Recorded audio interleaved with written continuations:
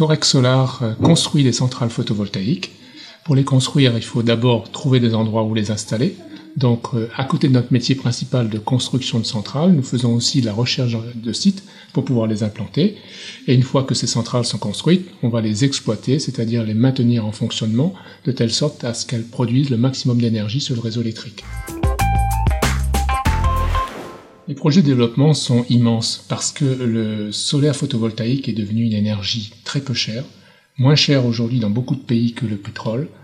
Et la Réunion est une terre où effectivement il y a un potentiel très important. Ailleurs dans le monde, le photovoltaïque se développe extrêmement vite parce que, comme je vous le disais, c'est une énergie qui est vraiment pas chère.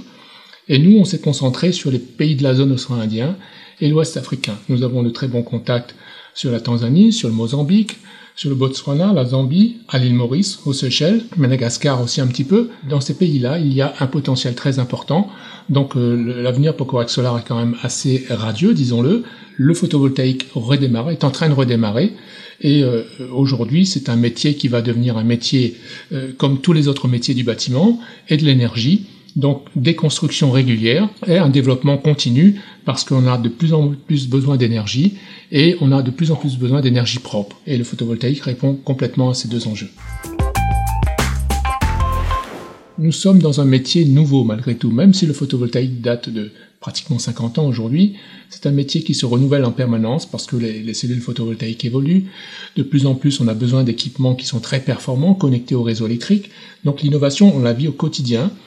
Et le photovoltaïque, c'est une énergie intermittente, donc on a besoin de piloter, qu'on a besoin de pouvoir mesurer de façon fine, on a besoin de prédire. Et on le voit bien que dans la technopole, on a plusieurs acteurs qui interviennent dans ces métiers nouveaux, des acteurs qui sont liés à l'acte de construire, donc les bureaux d'études traditionnels qui doivent intégrer le photovoltaïque dans le bâtiment, des sociétés qui font de l'ingénierie informatique pour pouvoir intégrer des nouvelles données issues des centrales photovoltaïques. Donc l'innovation est au cœur de notre métier puisque c'est une énergie nouvelle, une énergie qui se développe très rapidement et qui évolue également technologiquement de façon très rapide.